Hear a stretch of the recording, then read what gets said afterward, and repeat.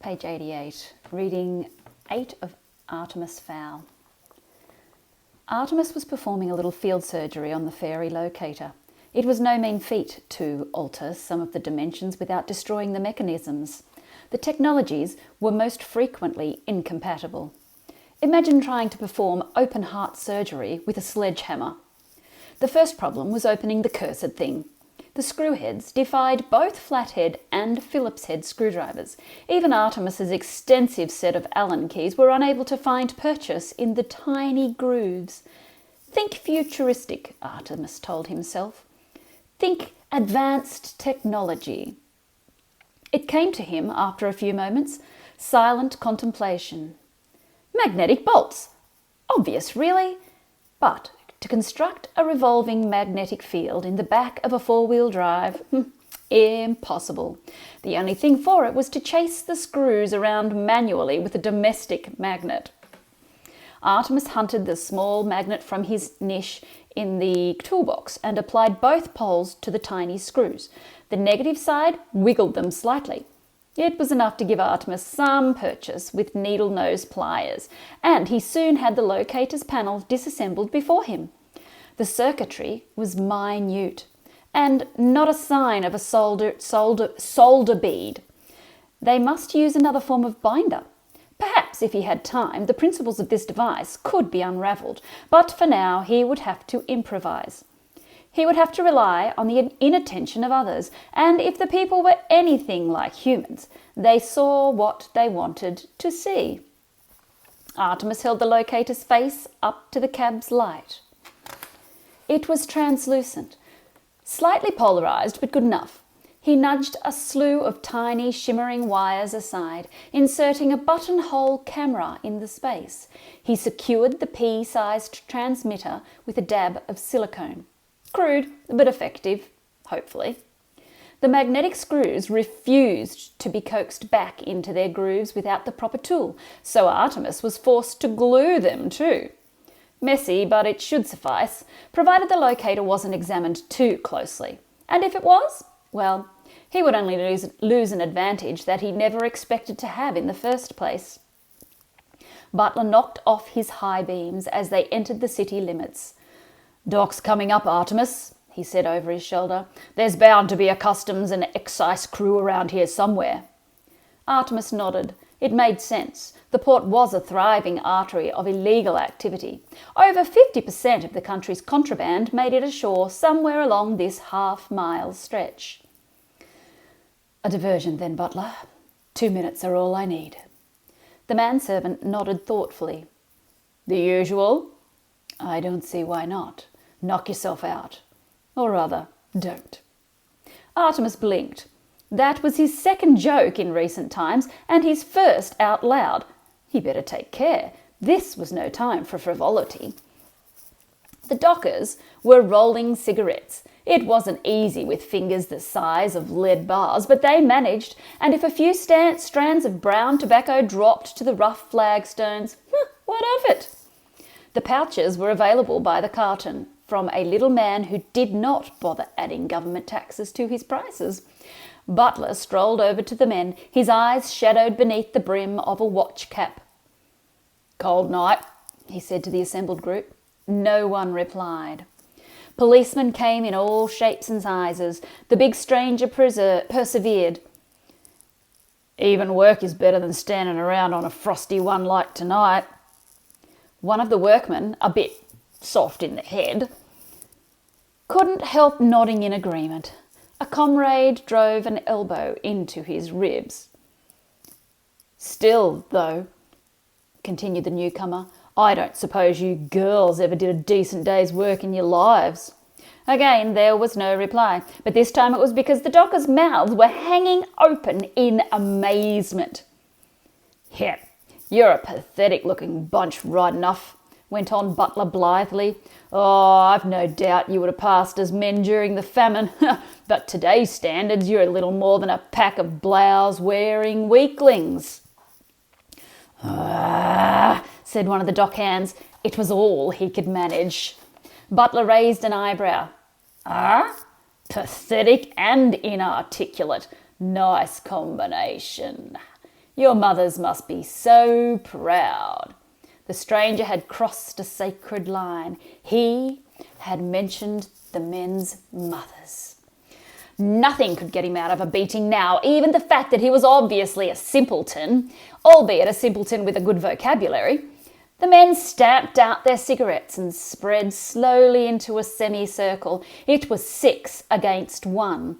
You had to feel sorry for them. Butler wasn't finished yet. "Now, before we get into anything, ladies, no scratching, no spitting, and no tattling to your mommy." It was the last straw. The men howled and attacked as one. If they had been paying any attention to their adversary in that moment before contact, they might have noticed that he shifted his weight to lower his centre of gravity. They might also have seen that the hands he drew out of his pockets were the size and approximate shape of shovels, but no one was paying attention to Butler. Too busy watching their comrades, making sure they weren't alone in the assault. The thing about a diversion is that it has to be diverting. Big, crude. Not Butler style at all. He would have preferred to take these gentlemen out from 500 metres with a dart rifle. Failing that, if contact was absolutely necessary, a series of thumb jabs to the nerve cluster at the base of the neck would be his chosen modus operandi. Quiet as a whisper. But that would be defeating the purpose of the whole exercise. And so Butler went against his training, screaming like a demon and utilising the most vulgar combat actions. Vulgar they may have been, but that's not to say they weren't effective. Perhaps if Shaolin priest could have anticipated some of the more exaggerated movements, but these men were hardly trained adversaries. In fairness, they weren't even completely sober. Butler dropped the first with a roundhouse punch. 2 more had their heads clapped together cartoon style. The fourth was, to Butler's eternal shame, dispatched with a spinning kick. But the most ostentatious was saved for the last pair. The manservant rolled onto his back, caught them by the collars of their donkey jackets and flipped them into Dublin harbour. Big splashes, plenty of whaling, perfect. 2 headlights poked from the black shadow of a cargo container, and a government saloon screeched along the quay. As anticipated, a customs and excise team on stakeout. Butler grinned with grim satisfaction and ducked around the corner. He was long gone before the agents had flipped their badges or begun inquiries. Not that their interrogations would yield much. Big as a house was hardly an adequate description to track him down. By the time Butler reached the car, Artemis had already returned from his mission. "Well done, old friend," he commented, "although I'm certain your martial arts sensei is turning over in his grave. A spinning kick? Ugh, how could you?" Butler bit his tongue, reversing the 4-wheel drive off the wooden works. As they crossed the overpass, he couldn't resist glancing down at the chaos he had created. The government men were hauling a sodden docker from the polluted waters. Artemis had needed this diversion for something, but Butler knew there was no point in asking him what that was. His employer did not share his plans with anyone until he thought the time was right. And if Artemis Fowl thought the time was right, well, then it usually was. Root emerged, shaking from the pod. He didn't remember it being like this in his time, although the truth be told, it had probably been an awful lot worse. Back in the Shillelagh days, there were no fancy polymer harnesses, no auto thrusters, and certainly no external monitors. It was just gut instinct and a touch of enchantment. In some ways, Root preferred it like that. Science was taking the magic out of everything. He stumbled down the tunnel into the terminal. As the number 1 preferred destination, Tara had a fully fledged passenger lounge. 6 shuttles a week came in from Haven City alone. Not on the flares, of course. Paying tourists didn't like to be jostled around quite that much. Unless, of course, they were on an illegal jaunt to Disneyland. The ferry fort was crammed with full moon overnighters, complaining about the shuttle's suspensions.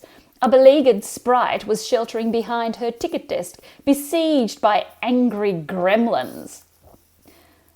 "There's no point in hexing me," squealed the sprite. "There's the elf you want, right there!" She pointed a quivering green finger at the approaching commander. The gremlin mob turned on Root, and when they saw the triple-barreled blaster on his hip, they kept right on turning. Root grabbed the PA stand from behind the desk and hauled it out to the extent of its cable. "Now hear this," he growled, his gravelly tones echoing around the terminal. "This is Commander Root of the LEP. We have a serious situation above ground, and I would appreciate cooperation from all you civilians. First, I would like you all to stop your yapping so I can hear myself think." Root paused to make certain his wishes were being respected. They were. "Secondly, I would like every single one of you, including those squawking, squalling infants, to sit down on the courtesy benches until I've gone on my way. Then you can get back to gripping or stuffing your faces, or whatever else it is you civilians do." No one had ever accused Root of political correctness. No one was ever likely to either. "And I want whoever's in charge to get over here, now!" Root tossed the stand back onto the desk. A blare of whistling feedback grated on every eardrum in the building. Within fractions of a second, an out-of-breath elf/goblin hybrid was bobbling at his elbow. "Anything we can do, Commander?" Root nodded, twisting a thick cigar into the hole beneath his nose. "I want you to open a tunnel straight through this place. I don't want to be bothered by customs or immigration. Start moving everybody below after my boys get here." The shuttleport director swallowed. "Everybody?" "Yes, that includes terminal personnel. And take everything you can carry. Full evacuation." He stopped and glared into the director's mauve-coloured eyes. "This is not a drill." "You mean?" "Yes," said Root, continuing down the access ramp. "The mud people have committed an overtly hostile act. Who knows where this is going to go?" The elf-goblin combo watched as Root disappeared in a cloud of cigar smoke. An overly hostile act? Oh, it could mean war. He punched in his accountant's number on his mobile. "Mark, yes, this is Nimbus. I want you to sell all my shares in the shuttleport. Yes, all of them, all of them. I have a bunch. The price is about to take a severe dive. Sell them now!" Captain Holly Short felt as though a sucker slug was drawing her brain out through her ear hole. She tried to figure out what could possibly have caused such agony, but her faculties didn't stretch to that memory just yet. Breathing and lying down were about all she could manage. Time to attempt a word, something short and pertinent. "Help," she decided, would be the one to go for. She took a trembling breath and opened her mouth. "Mop," she said, her treacherous lips no good, incomprehensible even by a drunken gnome's standards. What was going on here? She was flat on her back with no more strength in her body than a damp tunnel root. What could have done this to her? Holly concentrated, skirting the edge of blinding pain. The troll? Was that it? Had the troll mauled her in that restaurant? That would explain a lot. But no, she seemed to remember something about the old country and the ritual, and there was something digging into her ankle. Hello? A voice. Not hers, not even elfin. You awake then? One of the European languages. Latin? No English? She was in England? I thought the dart might have killed you. Aliens' insides are different from ours. I saw that on television. Gibberish. Aliens' insides? What was the creature talking about? You look fit. Like Muchacho Maria. She's a Mexican midget wrestler. Holly groaned. Her gift of tongues must be on the blink. Time to see exactly what kind of craziness she was dealing with here. Focusing all her strength at the front of her head, Holly cracked open one eye. She closed it again almost immediately. There appeared to be a giant blonde fly staring down at her. Don't be scared, said the fly. Just sunglasses. Holly opened both eyes this time. The creature was tapping a silver eye. No, not one eye, not an eye, a lens, a mirrored lens, like the lenses worn by the other two. Oh, it all came back in a jolt, rushing to fill the hole in her memory like a combination lock clicking into place.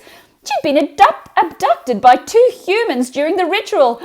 2 humans with an extraordinary knowledge of fairy affairs. Holly tried speaking again. Where am I? The human giggled delightedly, clapping her hands together. Holly noticed her nails long and painted.